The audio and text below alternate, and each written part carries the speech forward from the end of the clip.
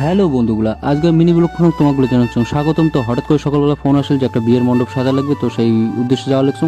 তো ফাইনালি চলে আসলাম বিয়ে বাড়ি এসে দেখো হচ্ছে গোবিন্দদার ভাগ্নে আর কি মণ্ডপ সাজা শুরু করছে, কিন্তু আসি দেখো মাপযোগের কোনো ঠিক নেই, মণ্ডপ ঠিক মতো মানে কী করবে না, টেনশন পড়ে গেলাম, সেরকম জিনিসপাতিও নেই, কীভাবে সাজাবো না সাজাবো। তো যাই হোক, তারপরে আবার ফাইনালি মাপযোগ ঠিকঠাক করে নিয়ে মণ্ডপ সাজানো শুরু করলাম। তো যেহেতু সেই রকম জিনিস আনে নাই, পরে থার্মোকলের বাটি দিয়ে সাজানো শুরু করলাম। এই যে এই কয়টা জিনিস হচ্ছে সাজানো। তো তারপরে প্রতীক এসে পরে একটু ডিসিশন নিয়ে মণ্ডপটা কীভাবে ডেকোরেশন করবো সেটা চিন্তাভাবনা করি ডেকোরেশন করা শুরু করলাম। ডেকোরেশন প্রায় শেষের দিকে, তো এখন হচ্ছে নিচের কাজ বাকি আছে। তো ফাইনালি নিচের আলপনা দেওয়া শুরু করলাম। মানে আমরা চ্যানেল তো সেরকম একটা আলপনা দিতে পারি না, তো দেখতে পাচ্ছেন কেমনভাবে আলপনাটা দিবে লাগছে আবেগ দিয়ে। তো দেখো ফাইনালি হচ্ছে আমার মণ্ডপটা সাজা কমপ্লিট হয়ে গেল। তো কেমন হচ্ছে সাজাটা অবশ্যই কমেন্ট করে জানাবেন, আর ভালো লাগলে অবশ্যই শেয়ার করবেন। তো আজকের মিনি ব্লগটা এতটুকুই, নেক্সট ব্লগও খুব তাড়াতাড়ি দেখা হচ্ছে। আর শর্ট টাইমের মধ্যে মণ্ডপটা কেমন সাজালাম অবশ্যই কমেন্ট করে জানাবেন।